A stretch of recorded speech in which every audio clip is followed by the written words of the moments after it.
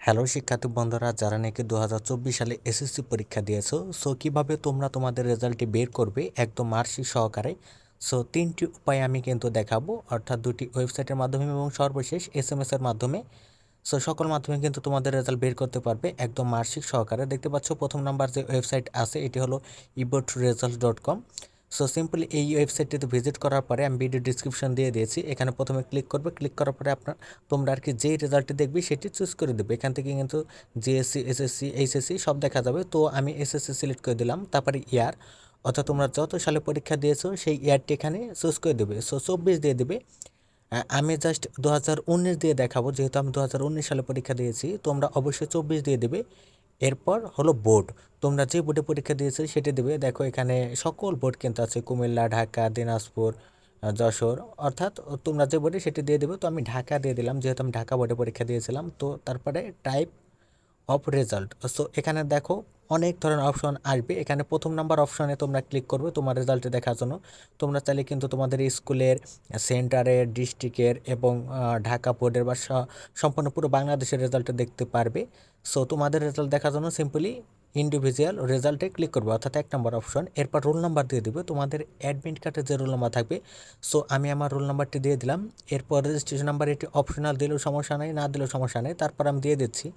So just এখানে আমার যে রেজিস্ট্রেশন নাম্বার অ্যাডমিট কার্ডের যেটি আছে সেটি আমি এখানে দিয়ে দেবো। তো জাস্ট দেখো এখানে কিন্তু দিয়ে দিলাম। তারপরে একটি ক্যাপচার পেয়ে যাবে নিচে।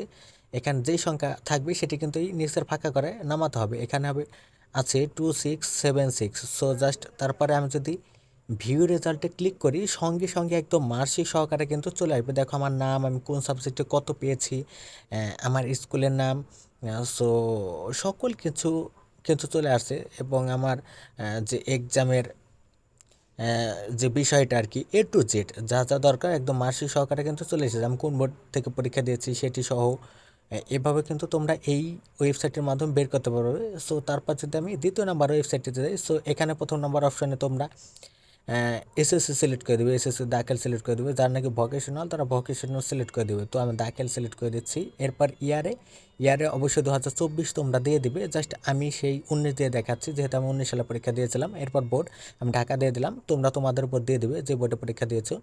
সো তারপর রোল নাম্বার অ্যাডমিট কার্ড অনুযায়ী আমি আমার রোল নাম্বারটি দিয়ে দিলাম। সো এখন আমি রেজিস্ট্রেশন নাম্বারটিও দিয়ে দিচ্ছি। সো রেজিস্ট্রেশন নাম্বার আমি আমার অ্যাডমিট কার্ড থেকে দিয়ে দিলাম। তারপরে এখানে এটির যে যোগফল আছে সেটার যোগফল এখানে নামাতে হবে, অর্থাৎ এখানে যত সংখ্যায় থাক সো সেটির যোগফল তোমরা এখানে নামাবে। যেমন 8+7=15। এরপর যদি আমি গেট রেজাল্টে দিই, দেখো এখানেও কিন্তু আমার মার্কশিট সহকারে রেজাল্টে চলে এসেছে, অর্থাৎ কোন সাবজেক্টে আমি কত পেয়েছি A to Z ইনফরমেশন চলে এসেছে। সো সর্বশেষ যাদের নাকি সার্ভারের সমস্যা হয়ে থাকে যখন রেজাল্ট পাবলিশড হয়, দেখা গেছে এই দুটি ওয়েবসাইটটি ভিজিট হয় না বা রেজাল্ট বের হয় না। সো সেক্ষেত্রে সর্বশেষ অপশন হলো এসএমএসের মাধ্যমে দেখা। সো জাস্ট এসএমএসে দেখার জন্য তোমরা সিম্পলি মোবাইলের মেসেজ অপশনে যাবে। তারপরে দেখো এখানে নিয়মক্ষেত্র দেওয়া আছে।